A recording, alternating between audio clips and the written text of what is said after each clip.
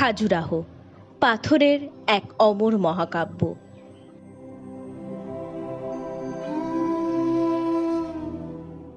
ভারতের মধ্যপ্রদেশের এই শান্ত জনপদে দাঁড়ালে মনে হবে সময় এখানে থমকে গেছে।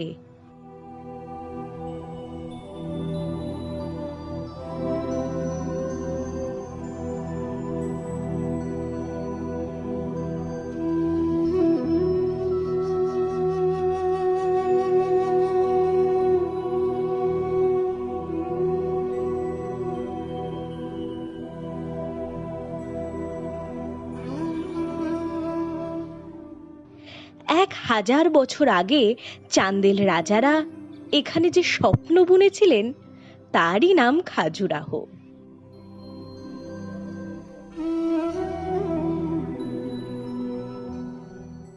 এই মন্দিরগুলো ভারতের স্থাপত্যের নাগর শৈলীর শ্রেষ্ঠ উদাহরণ।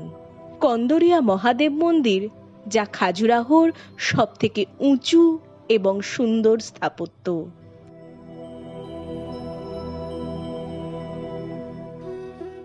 এটি খাজুরাহোর সবথেকে সমৃদ্ধ এবং বড় অংশ।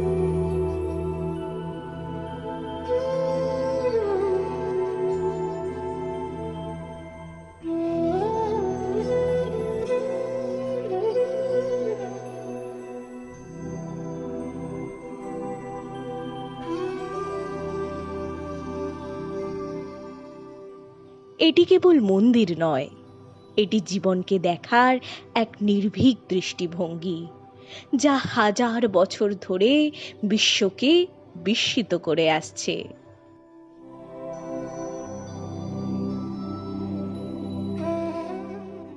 তেরোশো শতাব্দীতে বহিঃশত্রুর আক্রমণে এই এলাকা জনমানবহীন হয়ে পড়ে এবং ঘন জঙ্গলে ঢেকে যায়। দীর্ঘ কয়েকশো বছর পর 1838 সালে ব্রিটিশ কর্মকর্তা টি.এস. বার্ড পুনরায় এই বিস্ময়কে বিশ্বের দরবারে তুলে ধরেন। এখানকার মন্দিরগুলো মূলত তিনটি ভাগে বিভক্ত। বিশ্বনাথ মন্দির, যেখানে চান্দেল যুগের শ্রেষ্ঠ কারুকাজগুলো আজও অম্লান।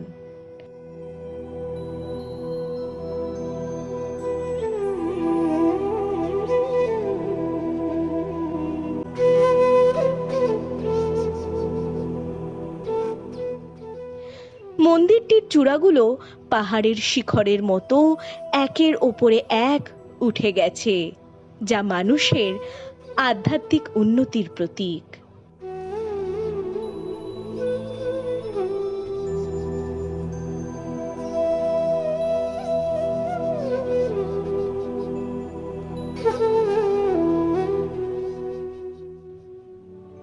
এছাড়া এখানে রয়েছে লক্ষণ মন্দির,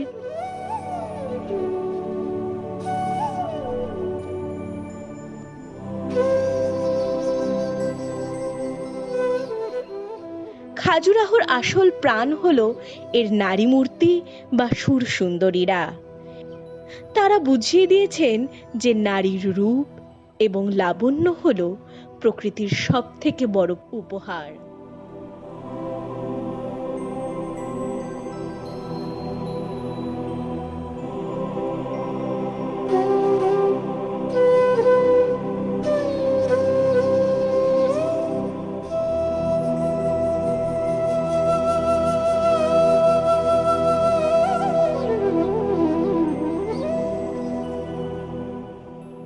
শিল্পীরা তাদের ছেনি আর হাতুড়ি দিয়ে পাথরকে এমন ভাবে খোদাই করেছেন যেন মনে হয় তারা এই বুঝি কথা বলে উঠবে।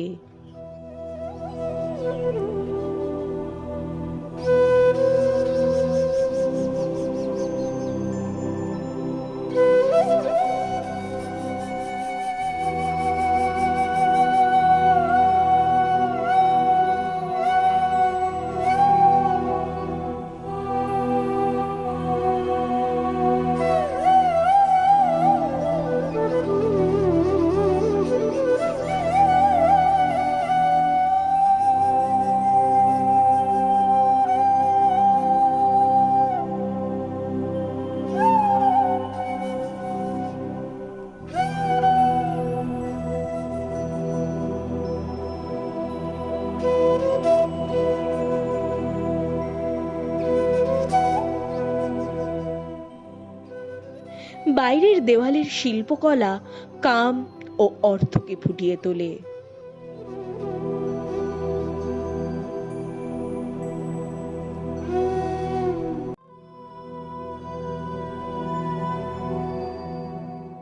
জীবনের ছোট ছোট আনন্দকে উদযাপন করছেন।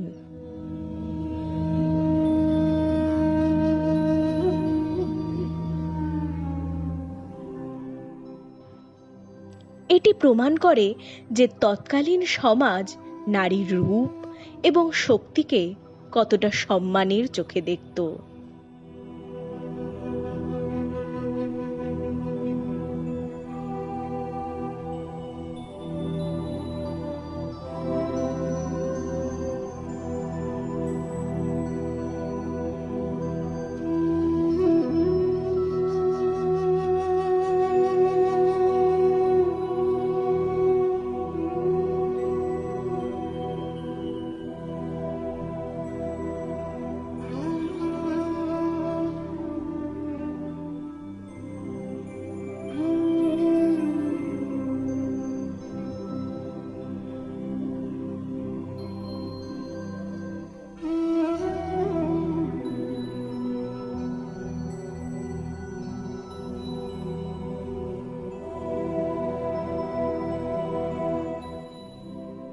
চোখের কাজল পরার ভঙ্গি, কেউ আয়নায় মুখ দেখছেন, কেউ বা পায়ে বিঁধে থাকা কাঁটা তুলছেন।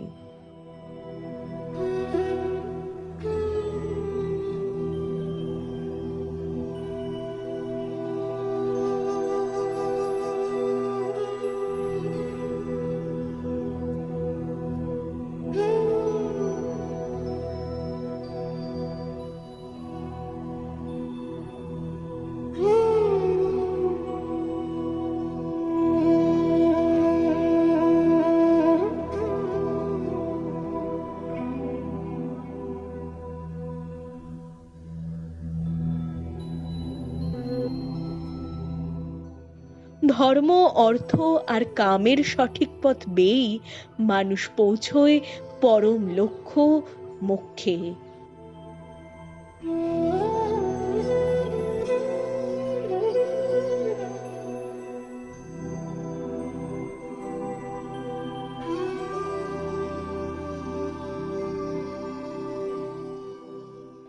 মন্দিরের বাইরের দেওয়ালগুলো সমান্তরালভাবে 3টি স্তরে সাজানো।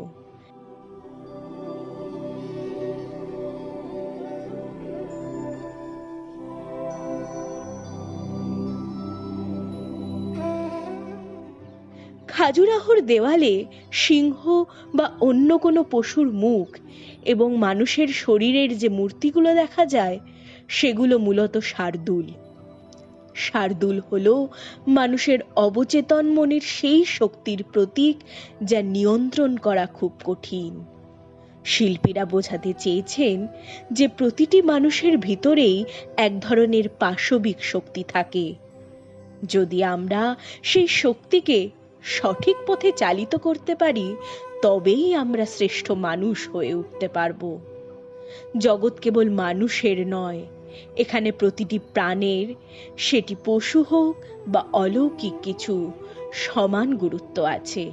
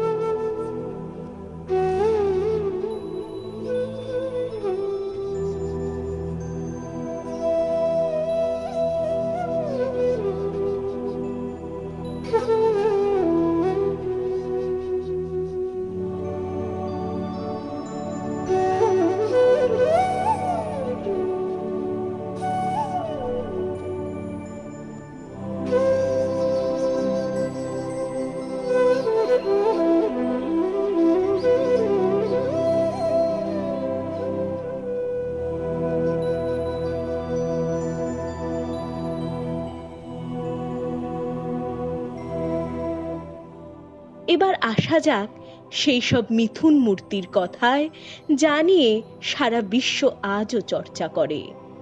এখানে কামকলা ও আধ্যাত্মিক দর্শনের সবচেয়ে বড় মেলবন্ধন ঘটেছে। এটি কেবল যৌনতা নয়,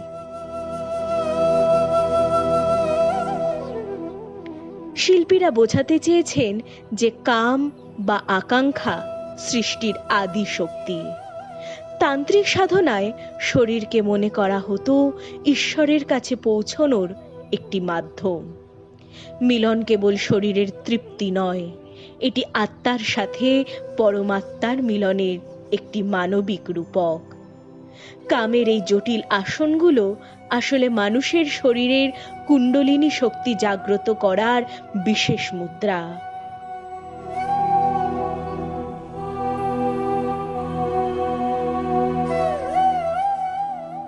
মন্দিরের বাইরের দেওয়ালে পশুর সাথে মিলন বা অস্বাভাবিক দৃশ্যগুলো আসলে আমাদের ভেতরের পশু প্রবৃত্তির আয়না।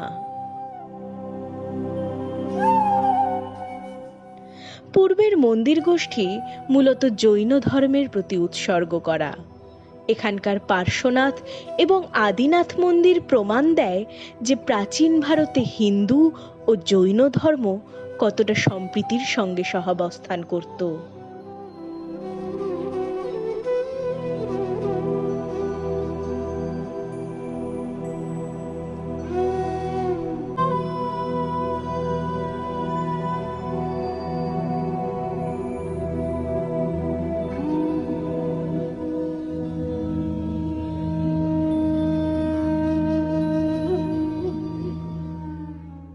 এখানে এই বার্তাটি তারা দিতে চেয়েছেন যে নিজের ভেতরের অন্ধকারকে স্বীকার করে নিয়ে তাকে মন্দিরের বাইরে ফেলে রেখে তবেই ভেতরে থাকা শুদ্ধ জ্যোতির দেখা পাওয়া সম্ভব। শরীর থেকে শুরু হওয়া এই যাত্রা শেষ হয় আত্মার শান্তিতে।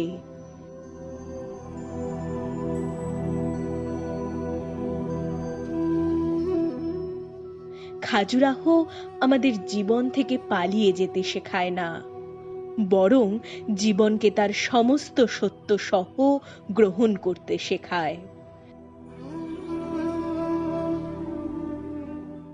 1000 বছর আগে সেই নাম না জানা শিল্পীরা আজও আমাদের বলে যান, জীবন সুন্দর, জীবন এক অনন্ত যাত্রা। এই সুর মনে রয়ে যাবে চিরদিন।